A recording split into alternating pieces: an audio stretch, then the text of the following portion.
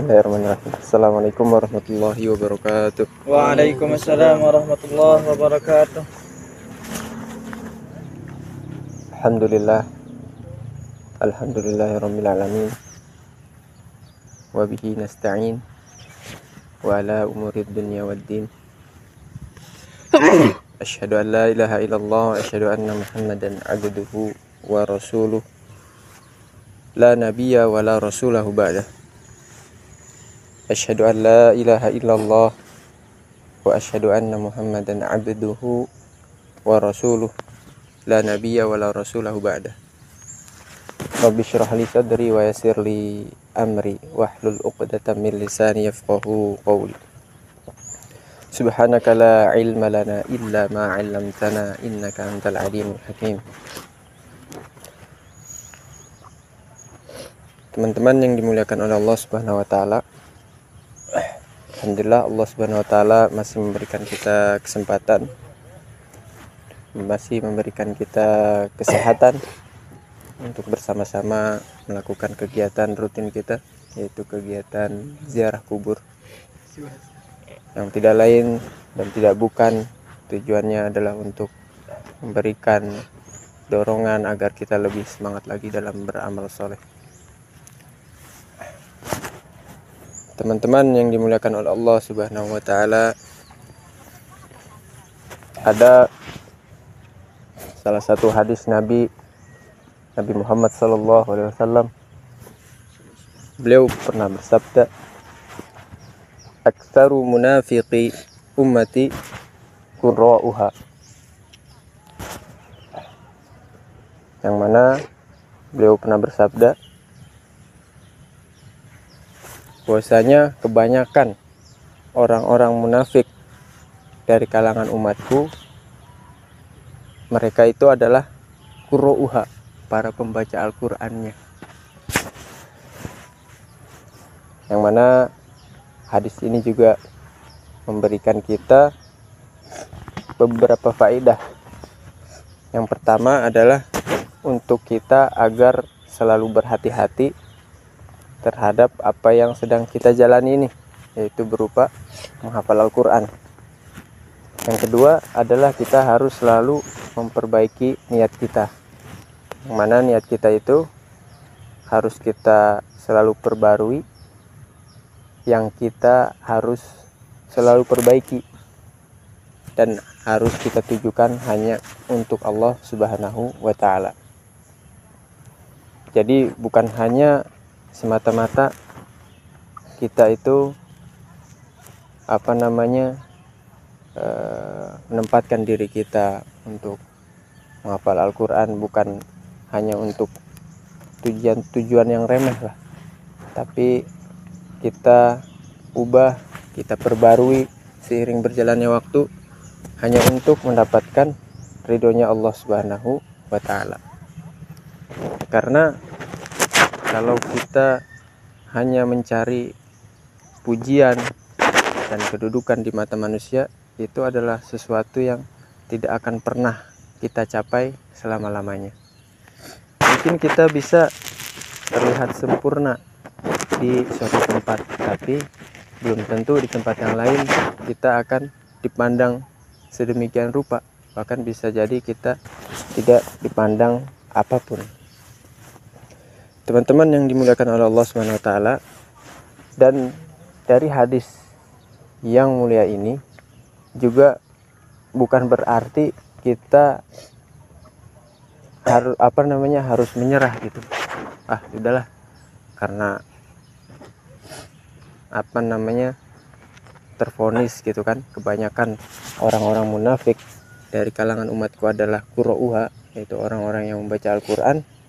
Udahlah, nggak usah ngapal Al-Qur'an, nggak usah membaca Al-Qur'an. Bukan seperti itu, tapi justru malah kita harus selalu memperbaiki tujuan kita, memperbaiki niat kita yang hanya kita tujukan untuk Allah Subhanahu wa taala.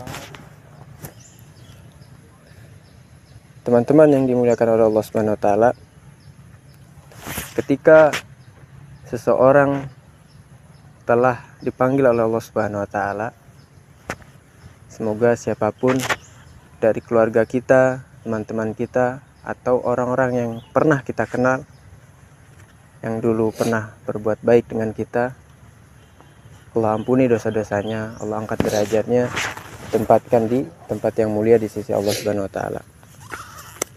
Yang mana mereka orang-orang yang telah dipanggil oleh Allah Subhanahu wa taala dan telah dibalut tubuhnya oleh kain kafan, oleh tanah kuburan. Mereka ingin kembali kalau misalnya diberi kesempatan oleh Allah Subhanahu wa taala. Yang mereka lakukan adalah ingin kembali beribadah, melakukan beribadah yang lebih baik lagi dari sebelumnya. Itu keinginan orang-orang yang telah berada di alam kubur. Kemudian yang berikutnya adalah keinginan yang ingin mereka lakukan bagi orang-orang yang sudah meninggal adalah ingin melakukan amal soleh yang lebih banyak lagi. Karena kita tahu kalau mungkin saat ini kita belum bisa melihat kesalahan kita, melihat keburukan kita, tapi nanti seiring berjalannya waktu telah berlalu, sudah 1 tahun, 2 tahun, atau bahkan lebih, kita baru bisa melihat, oh iya, dulu yang telah saya lakukan itu salah, yang pernah saya perbuat itu keliru. Jadi kita bisa memperbaiki gitu. Begitu juga orang-orang yang sudah di dalam kubur gitu, jadi baru bisa melihat gitu, di mana titik kesalahan yang telah diperbuat itu. Teman-teman yang dimulakan oleh Allah Subhanahu wa taala, dari hadis yang mulia ini, Al-Munawi pernah berkata dalam kitab Faid Al-Qadir saat menjelaskan hadis bahwasanya aktsaru munafiqi ummati qura'uha, yaitu kebanyakan para munafik, orang-orang munafik dari kalangan umatku adalah para pembaca Al-Quran.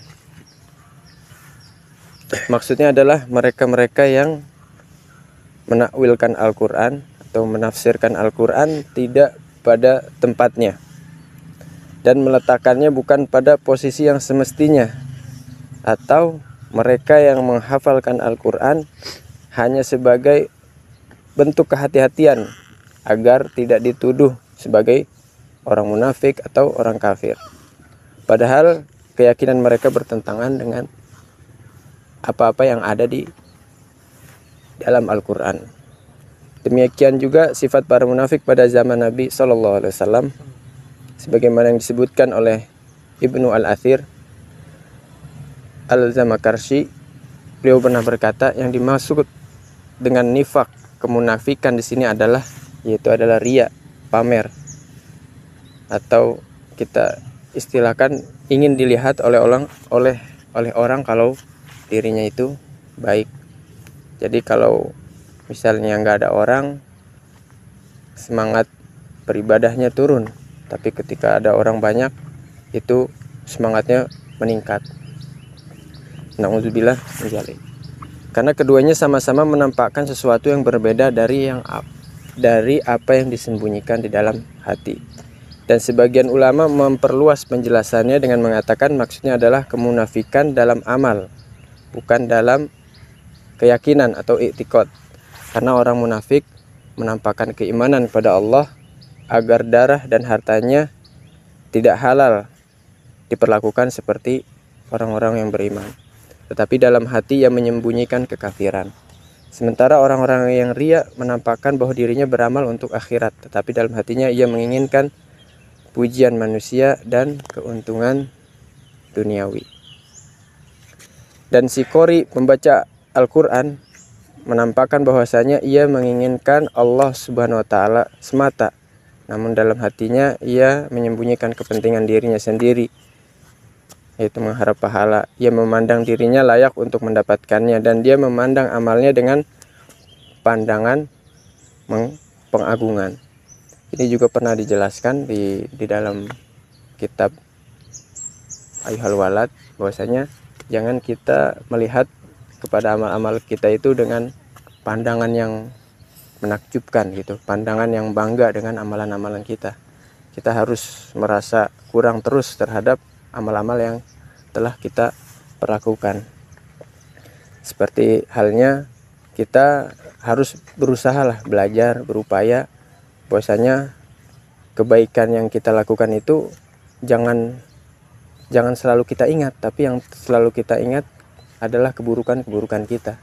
Agar apa? Agar kita selalu terus merasa ya kita belum melakukan banyak hal lah gitu, belum banyak kebaikan yang kita lakukan, agar kita terus selalu haus dalam melakukan amal soleh. Al-Ghazali pernah berkata, waspadalah terhadap 4 sifat buruk para qori, yaitu para pembaca Al-Quran. Yang pertama adalah angan-angan yang panjang. Kemudian yang berikutnya adalah tergesa-gesa. Kemudian yang berikutnya lagi, yang ketiga adalah kesombongan. Dan yang terakhir adalah hasad ataupun dengki. Ia berkata, keempat ini adalah penyakit yang bisa menimpa semua manusia secara umum, namun khususnya para qori. Engkau melihat seorang qori memiliki angan-angan yang panjang yang membuatnya terjerumus dalam kemalasan. Engkau melihat ia terburu-buru dalam mengejar kebaikan yang justru memutusnya dari kebaikan itu sendiri. Engkau melihat ia dengki kepada orang-orang selevelnya atas karunia yang Allah berikan kepada mereka. Maka bisa jadi kedengkian itu mendorongnya hingga melakukan perbuatan tercela dan keji, yang bahkan tidak dilakukan oleh orang-orang fasik ataupun pendosa. Teman-teman yang dimuliakan oleh Allah Subhanahu wa taala, ada beberapa tips agar diri kita terhindar dari sifat munafik.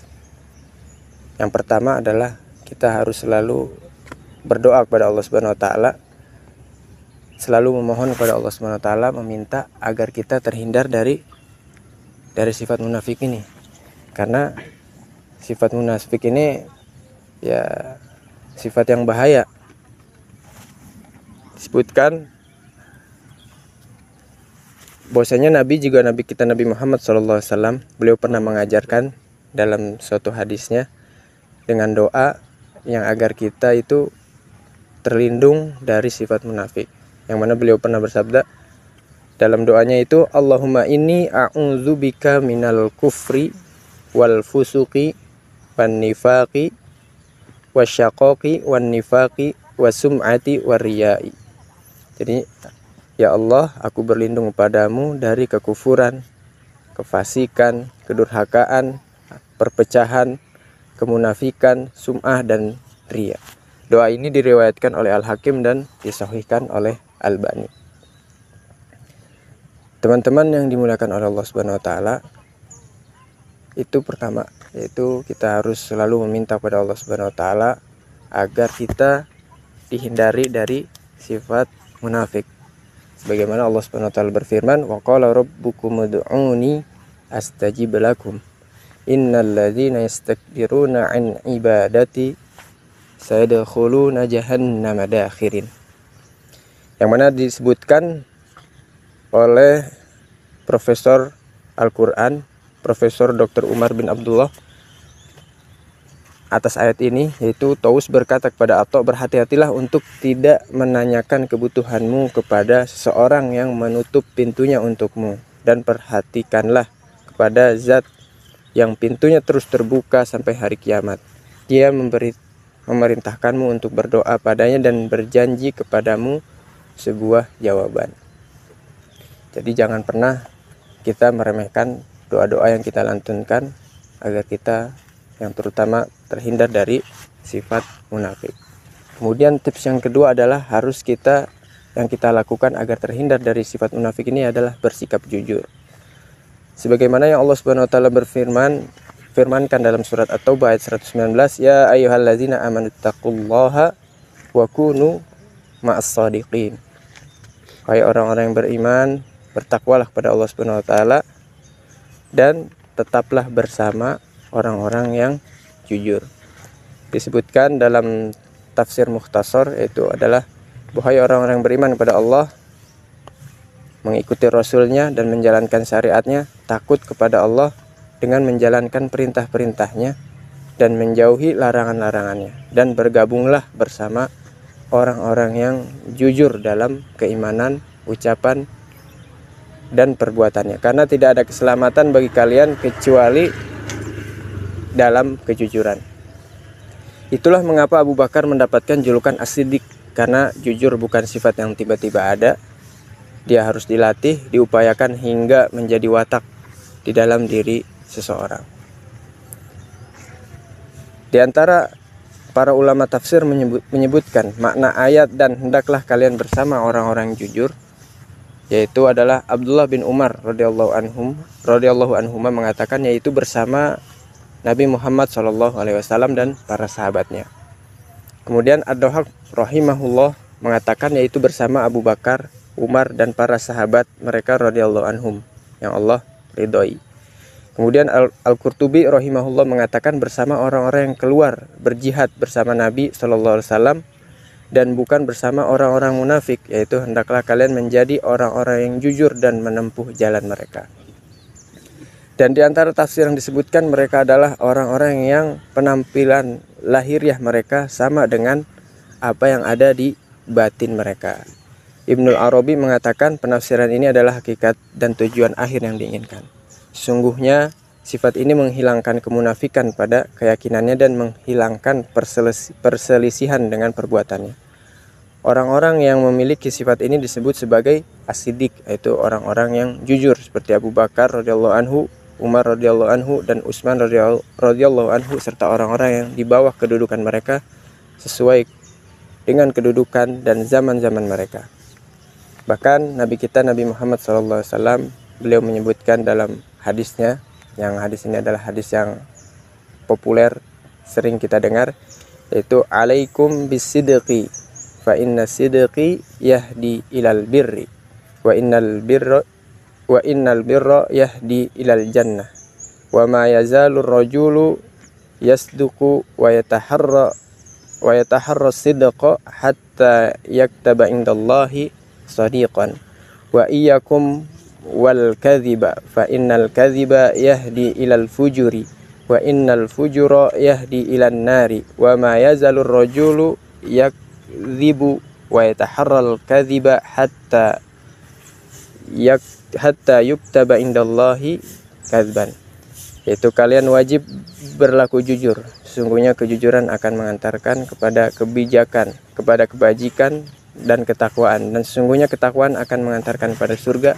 Dan jika seseorang senantiasa berlaku jujur dan selalu berusaha untuk jujur, maka ia akan dicatat di sisi Allah Subhanahu wa taala sebagai orang yang jujur. Dan kalian harus menjauhi kedustaan. Sesungguhnya kedustaan itu akan mengantarkan kepada perbuatan dosa, dan sesungguhnya dosa itu akan mengantarkan kepada neraka. Jika seseorang senantiasa berdusta dan selalu berusaha untuk berdusta, maka akan dicatat di sisi Allah sebagai orang yang berdusta. Teman-teman yang dimuliakan oleh Allah Subhanahu wa taala, itu beberapa tips ya. Beberapa tips. Yang pertama adalah berdoa, yang kedua yaitu adalah berusaha jujur dan bersama orang-orang yang jujur.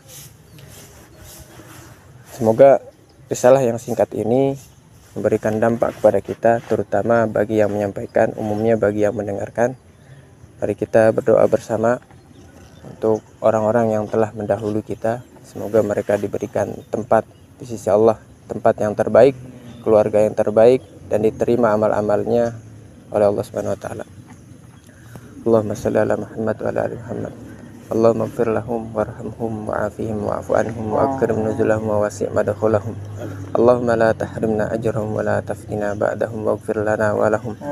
Allahumma aslih lana dinana allati huwa ismatu amrina wa aslih lana dunyana allati fiha ma'ashuna wa aslih lana akhiratina allati fiha ma'aduna waj'alil hayata ziyadatan lana fi kulli khair waj'alil mauta rahatan lana min kulli syarr.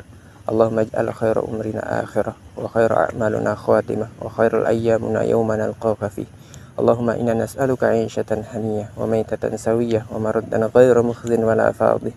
Allahumma inna nas'aluka khairal mas'alah wa khairal du'a wa khairal najah wa khairal ilm wa khairal thawab wa khairal hayat wa khairal mamat wa thabbitna wa saqqil mawazina wa haqqiq imanana wa rfa' darajatana wa taqabbal salatana wa ighfir khati'atana wa nas'aluka ad-darajatal 'ula minal jannah. Allahumma inna nas'aluka mujibati rahmatik wa azaima maghfiratik was salamata min kulli itsm wal ghanimata min kulli bir wal fawza bil jannah wan najata minan nar. Allahumma ahsina akibatana fil umuri kulliha وأجرنا من خزي الدنيا وعذاب الآخرة.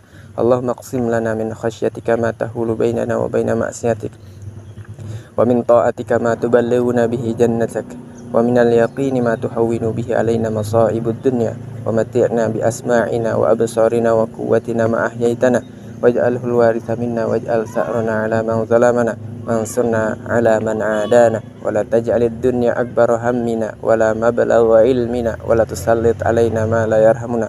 اللهم ربنا لا تدع لنا ذنبا إلا غفرته، ولا هما إلا فرجته، ولا مريضا إلا شفيته، ولا حاجة من حوائج الدنيا إلا قضيتها ويسرتها برحمتك يا أرحم الراحمين. ربنا اغفر لنا ولوالدينا وارحمهم كما ربونا صغارا. ربنا اغفر لنا ولوالدينا وارحمهم كما ربونا صغارا. ربنا آتنا في الدنيا حسنة وفي الآخرة حسنة وقنا عذاب النار. وصلى الله على سيدنا محمد والحمد لله رب العالمين. سبحانك اللهم وبحمدك أشهد أن لا إله إلا أنت أستغفرك وأتوب إليك. السلام عليكم ورحمة الله وبركاته.